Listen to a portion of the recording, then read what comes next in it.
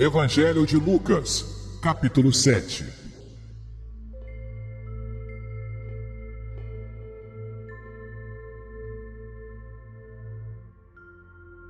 E depois de concluir todos estes discursos perante o povo, entrou em Cafarnaum. E o servo de um certo centurião, a quem muito estimava, estava doente e moribundo.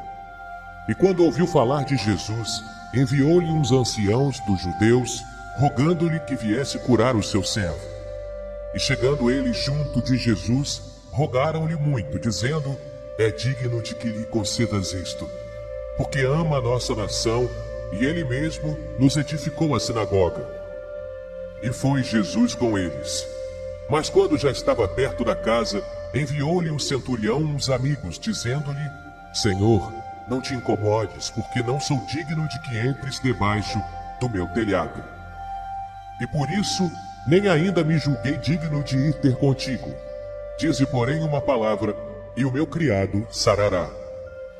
Porque também eu sou homem sujeito à autoridade, e tenho soldados sob o meu poder, e digo a este vai, e ele vai, e a outro vem, e ele vem, e ao meu servo faze isto, e ele o faz.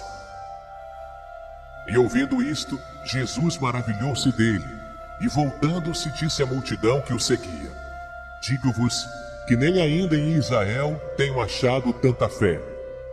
E voltando para casa, os que foram enviados acharam são o servo enfermo. E aconteceu que no dia seguinte, ele foi à cidade chamada Naim, e com ele iam muitos dos seus discípulos e uma grande multidão. E quando chegou perto da porta da cidade, eis que levavam um defunto, filho único de sua mãe, que era viúva, e com ela ia uma grande multidão da cidade. E vendo-a, o Senhor moveu-se de íntima compaixão por ela e disse-lhe: não chores. E chegando-se, tocou o esquife, e os que o levavam pararam. E disse: jovem, a ti te digo, levanta-te. E o que fora defunto assentou-se e começou a falar. E entregou a sua mãe. E de todos se apoderou o temor, e glorificavam a Deus, dizendo: um grande profeta se levantou entre nós, e Deus visitou o seu povo. E correu dele esta fama por toda a Judéia, e por toda a terra circunvizinha. E os discípulos de João anunciaram-lhe todas estas coisas. E João, chamando 2 dos seus discípulos, enviou-os a Jesus, dizendo: és tu aquele que havia de vir, ou esperamos outro?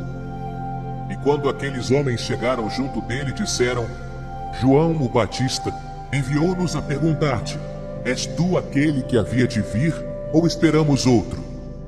E na mesma hora curou muitos de enfermidades, e males, e espíritos maus, e deu vista a muitos cegos.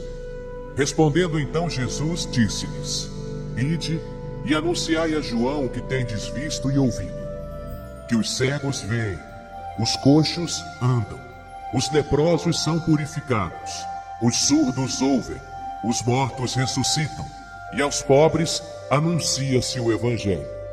E bem-aventurado é aquele que em mim se não escandalizar.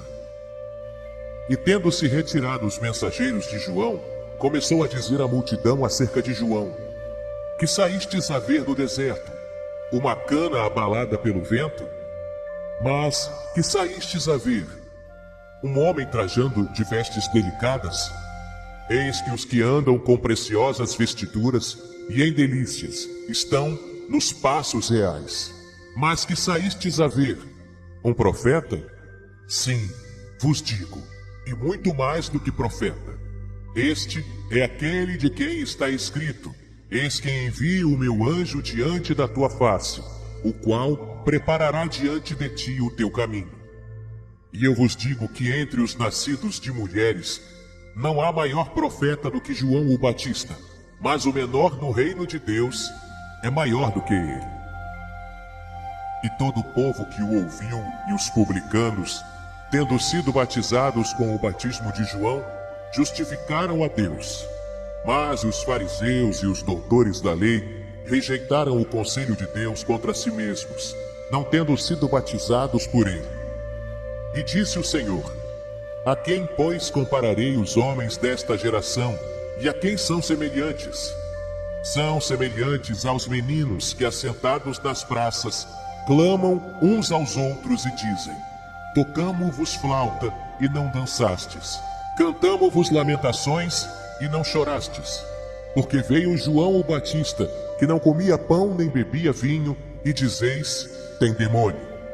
Veio o Filho do Homem, que come e bebe, e dizeis: Eis aí um homem comilão e bebedor de vinho, amigo dos publicanos e pecadores.